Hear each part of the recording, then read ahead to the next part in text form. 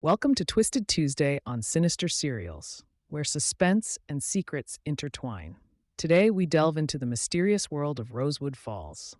Join Betty as she steps through the doors of the enigmatic Rosewood Falls Library, where every discovery peels back layers of a deeper, darker truth. What secrets hide behind the genteel facades of this quaint town?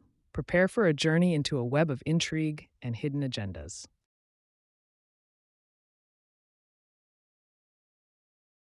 Chapter 4: Peeling Back the Layers. Betty stepped through the carved wooden doors of the Rosewood Falls Library, the photograph from the garden gnome weighing heavily in her pocketbook. Her heels clicked sharply against the antique marble floors, echoing off the vaulted ceilings and endless polished oak shelves. The grandeur and elegance of the place had always impressed Betty before. Today, it felt more ominous. Approaching the front desk, she saw Eliza Thompson assisting another patron. Catching the librarian's eye, Betty tried to project a calm confidence. But seeing the glint of recognition in Eliza's expression made her pulse quicken. Did the older woman somehow sense Betty's growing suspicions? When Eliza finished with the other visitor, she came over to Betty, tucking a stray strand of silver hair back into her immaculate updo. Her genteel smile didn't reach her eyes, which had taken on a steely glint behind her spectacles. "Back so soon, my dear? Find what you were looking for yesterday?" Though her tone stayed polite, Betty detected an undercurrent of tension. She chose her next words carefully. "I'm here about the stone again, and something else I uncovered that relates to it." Betty withdrew the photograph and placed it on the counter between them. She was unprepared for Eliza's sharply indrawn breath at the sight of the faded image. The librarian's eyes darted quickly around before she snatched up the photo, color draining from her already pale cheeks. "Where did you get this?" Eliza hissed under her breath. Betty felt a chill travel down her spine, but kept her expression neutral. "I'd like to know more about the women in the photo, including you," she said evenly. That hard glint had returned to Eliza's eyes. The genteel mask slipped, revealing something that set off warning bells in Betty's mind. But like a bloodhound catching an elusive scent, her determination only increased. She pressed on. "Does it have to do with the garden circle and why you locked me out of the archive room so quickly yesterday?" Eliza stared at Betty, seeming to weigh unseen options. Finally, she stepped out from behind the counter. "Come with me. Now." Her tone allowed no questions. Heart pounding, Betty had no choice but to follow, as Eliza led her through a side door marked, "Authorized personnel only." It clicked shut behind them with dreadful finality, closing Betty into a space where genteel appearances and dark secrets collided at last. Chapter 5: Questioning the Facade. Doris hurried along the tree-lined sidewalks of Rosewood Falls, the late afternoon sun slanting shadows across her path. She strode with purpose but also apprehension towards the nondescript community center, hosting her new women's circle. The group was small, only 4 of them meeting regularly to discuss literary works through a feminist lens, facilitating candid conversations about womanhood confined. Approaching the modest beige brick building, Doris again felt the pang of disconnect between her current life trapped in suburban domesticity versus the avant-garde artistic community she'd left behind in New York. Her life there crackled with social activism, avant-garde theater productions, daring artists always bucking the status quo. Now her days revolved around keeping the perfect household, being the perfect wife, down to the pearl earrings and kitten heels uniform of an ideal 1950s spouse. But this monthly salon kept by Eliza, Marjorie, and Agnes hinted at rebellion, showing Doris she wasn't alone in feeling suffocated on all sides by expectations. It was a relief to voice frustrations out loud with others, battling similar demons. Stepping inside the wooden door scarred with names and symbols of past neighborhood youths, Doris was greeted with enthusiasm by the others. The community center's single large common room with concrete floors and flickering fluorescent lighting always struck Doris as incongruous for their cultured discussions late into the evenings over cheap wine. But the Spartan setting provided rare freedom to unleash frustrations, too dangerous to speak in their own homes. Eliza passed Doris a well-worn copy of Simone de Beauvoir's The Second Sex, eyes glittering with excitement behind oversized glasses. This text continues last month's exploration of the fabricated concept of femininity as defined and constrained by men. I cannot wait to dissect it with you daring rebels.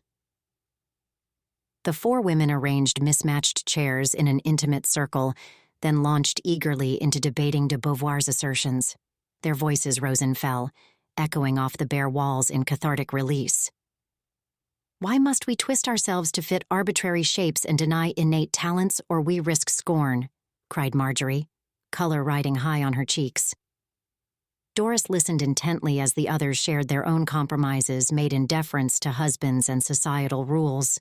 She thought with building anger of her passion for avant-garde theater smothered as George molded her into the prim, sexless wife, the angel in the house trope, mocked in so much feminist literature. Even when we follow the careful script, it gains us little joy or respect, Agnes added bitterly. She pulled out a silver flask and passed it furtively around the circle, each woman drinking deeply before continuing. Late into the night, reluctant to break the magic circle, the four finally parted ways with lingering embraces. Doris floated home on unusual wings of hope and rebellion, the streetlights seeming to flicker and glow brighter with shared possibilities. A line from de Beauvoir's manifesto unspooled through her mind.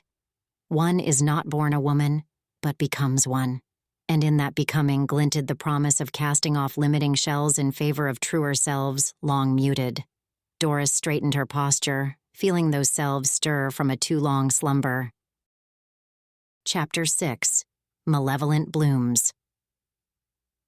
Over the next few weeks, Betty poured herself into investigating the stone and the possible connection to the Garden Circle's charity work in town. She volunteered for projects, helped coordinate events, mingled at meetings to try gleaning information. She continued finding odd inconsistencies that fueled her drive for answers. The club donated elaborate flowering trellises and other decorations to camouflage the unsightly electric substation near the local elementary school. Children now walked past vibrant colors and sweet scents instead of industrial ugliness. The women congratulated themselves on their latest philanthropic triumph amidst the laughter and smiles of families at the ribbon cutting. But Betty later discovered those same parents complaining to each other that the structure emitted unusual noises and electromagnetic disturbances. Several children reported headaches, nausea, and night terrors after walking home near the decorated substation. Their parents' health worries were dismissed by local officials. Fearing ridicule, most suffered in silence, rather than push back or demand exposure from the powerful Garden Circle. Betty also helped the club prepare gift baskets of home-baked goods and handmade soaps for veterans' families. As she carefully wrapped lavender and honey soap bars, however, Betty noticed some bars emitting a strange metallic smell. She scrubbed at one vigorously yet couldn't remove the odor. She similarly caught whiffs of that odd scent from time to time at circle gatherings, though no one else appeared to notice. Her biggest shock came while coordinating a circle luncheon. Betty overheard Circle President Evelyn Hart chatting casually about ensuring the new police commissioner understood whom he should view as friends versus adversaries, while enjoying the club's hospitality. She implied the commissioner's career trajectory depended heavily on appropriately supportive attitudes towards key community partners. That night, Betty lay awake, haunted by the lengths the Garden Circle's genteel leaders might go to maintain influence, protect their images, keep buried townsfolk's concerns over health and safety. She thought of children unwittingly surrounded by toxins from camouflaged equipment, of veterans' families placated with pretty baskets as the root cause of their trauma and grief went unaddressed.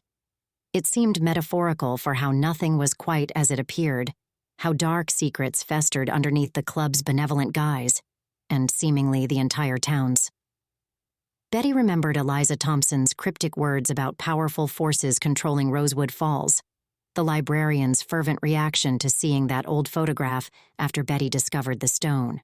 Cold truth slithered down Betty's spine along with resolve cementing around her pounding heart. The perfumed layers disguising the Garden Circle's rot had to be peeled completely away. Thank you for tuning in to this episode of Twisted Tuesday. Join us next week as Betty's investigation deepens, unraveling the sinister underbelly of Rosewood Falls. Will her pursuit of truth expose the concealed machinations of the Garden Circle, or will the shadows of the past envelop her quest? Don't miss the next chapter of this gripping saga, where nothing is as it seems, and every answer leads to more questions. Until next time, keep your eyes open and your mind sharp.